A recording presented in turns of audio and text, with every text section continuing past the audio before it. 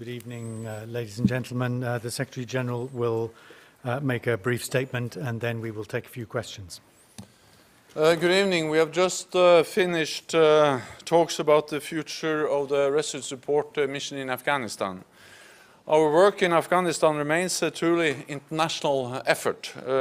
39 allies and partners are working with the Afghans to help them make their country more secure and to prevent it from ever again becoming a safe haven for international terrorists. Over the years, we have achieved hard-won gains in Afghanistan, and many of our women and men have paid the ultimate price. We will always honor their service and sacrifice.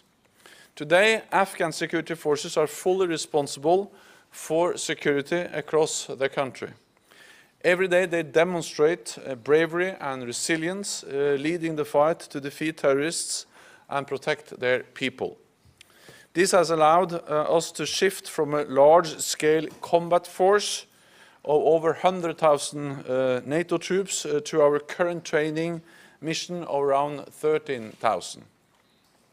But the security situation on the ground remains extremely challenging. We have recently seen brutal attacks in Kabul. In recent months, hundreds of innocent civilians have been killed. This is exactly why our presence is so important. So today, we reconfirmed our enduring commitment to Afghanistan. We will sustain the Resolute Support mission beyond 2017 in support of Afghanistan's 4-year roadmap for addressing key military shortfalls. Our military authorities have requested a few thousand more troops for the mission. And today I can confirm that we will increase our presence in Afghanistan. At a fourth generation conference earlier this month, 15 nations pledged additional contributions to Resolute Support. We also got some more announcements and pledges during the meeting today. We will also continue funding the Afghan security forces throughout 2020. And we will continue to strengthen our political partnership and practical cooperation with Afghanistan. But NATO alone cannot bring lasting security to Afghanistan. We count on our Afghan partners to make good on their commitments, including key reforms on good governance and the rule of law, fighting corruption, and protecting the rights of women and girls. Together, we are determined to build on the progress we have made, and together we will preserve the gains we have fought so hard to achieve. Because Afghanistan's security is our security. And with that, I am ready to take your questions. And when you ask questions, please just say the outlet that you're representing. Yes, please, gentleman, the second along. Yeah. Thank you very much, Mr. Secretary General. I'm Sharif Hassanyar, working for Ariana News, Afghanistan TV station. Insecurity is rising in Afghanistan. There are a serious question about the way the Afghan government conducts the operation inside Afghanistan. And are you happy with what has been done so far? The Afghan security forces have proven very capable, very professional, and they have shown bravery in extreme difficult situations. For instance, during the recent terrorist attack in Kabul, which was aimed at the international community, the diplomats, it was Afghan police and Afghan security forces that stopped the attack and actually saved hundreds of lives in the international community in Kabul. And we have seen it again and again that when we have terrorist attacks, when we have Taliban attacking, it's the Afghan security forces, the Afghan police, the Afghan army that are on the front line and are able to counter the terrorist attacks and the violence of the insurgents. So they are professional, they are capable, and they are dedicated to the cause. Having said that, of course, there is room for improvements. There are areas where we can strengthen further the capacity, the professionalism, and the capabilities of the Afghan forces. And that's exactly why we now are aiming at doubling the number of special operation forces to our train, assist, and advise program. That's exactly why we are going to help Afghanistan to provide key enablers, like, for instance, more advanced, better air forces, both with more pilots and also with new airframes.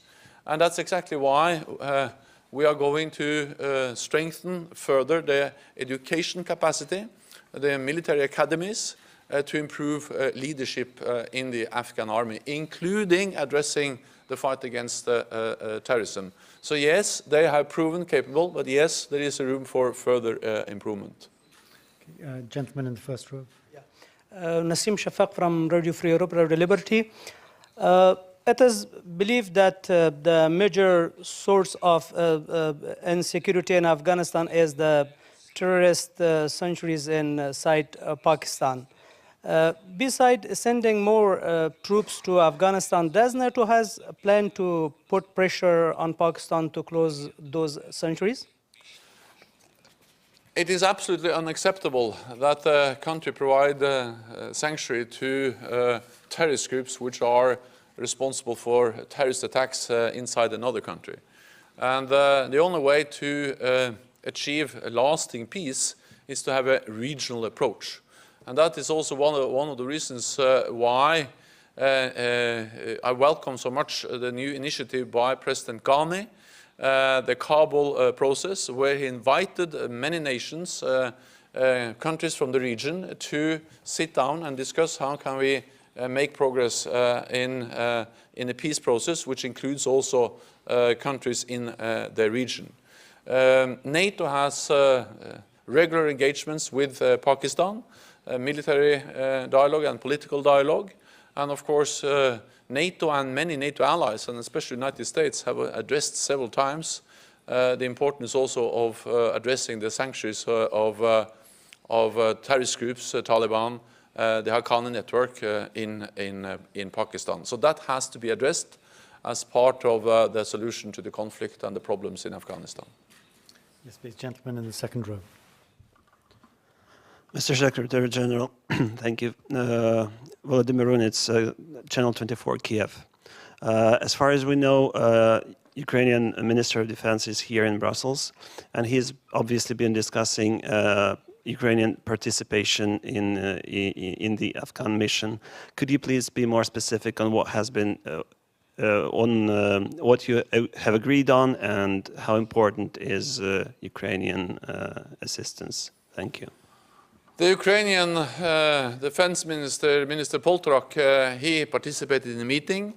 He reconfirmed, of course, the strong support of Ukraine to Afghanistan, to the rescue support mission. We are grateful for the support, and we are now in the midst of a fourth generation conference. I'm not able to go into the specific numbers.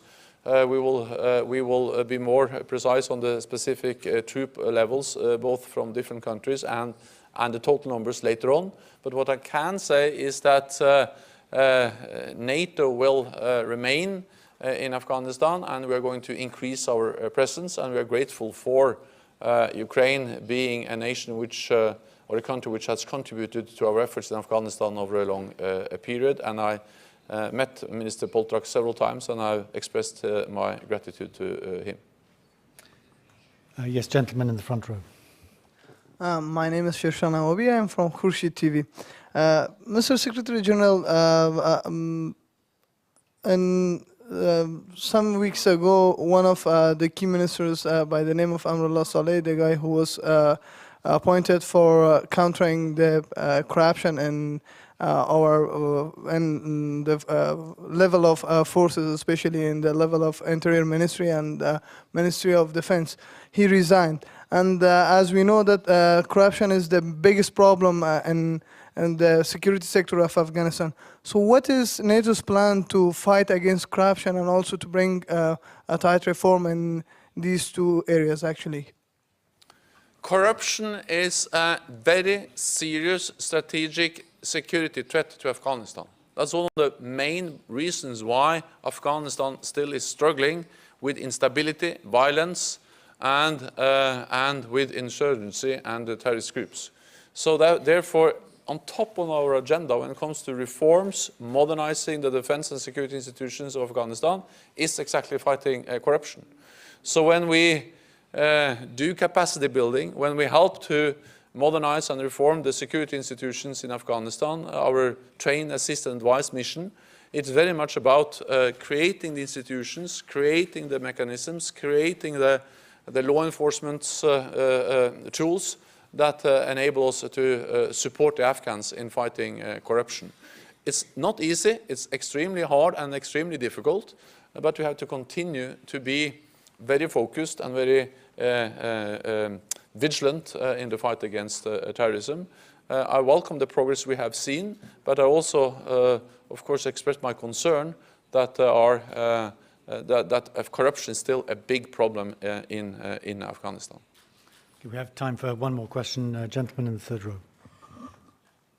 Secretary General, Nordin Fridi from Al Arabiya News Channel. The Prime Minister of Iraq, Mr. Haider al-Abadi, announced this afternoon that the defeat of Daesh and that the Iraqi army captured the famous mosque where al-Baghdadi announced 3 years before his state of or Khilafah. I would like to ask you your comment on this and how defeat of Daesh may impact the NATO strategy towards Iraq. Thank you. The NATO supports the coalition to defeat Daesh or ISIS. And we have supported the coalition for a long time, and we have just become a full member of the coalition. The plan, and of course the purpose of the military operations in Iraq has always been to defeat ISIS, Daesh, and to also liberate Mosul as part of that. But the main focus of NATO is not on the high-end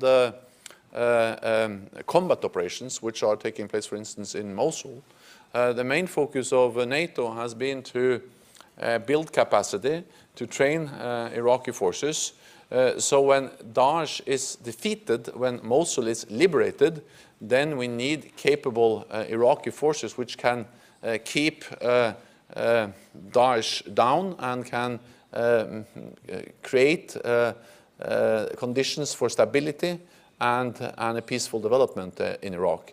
And that's exactly why we are now working on how we can help them to modernize their Ministry of Defense, how we can help them with reforming and modernizing security institutions, and also training Iraqi officers and forces. So some of the officers we have trained have participated in the liberation of Mosul because they have been trained in counter-IED. But we really think that NATO's role in Iraq goes beyond the liberation of Mosul and actually beyond the immediate defeat of Daesh or ISIS. Ladies and gentlemen, thank you very much. Thank you so much.